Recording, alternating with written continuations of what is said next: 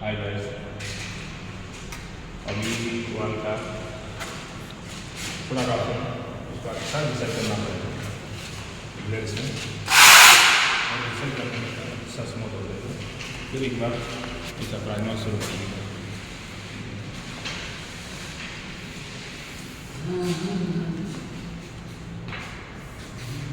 Primer को पहले पतला से मारना पड़ेगा।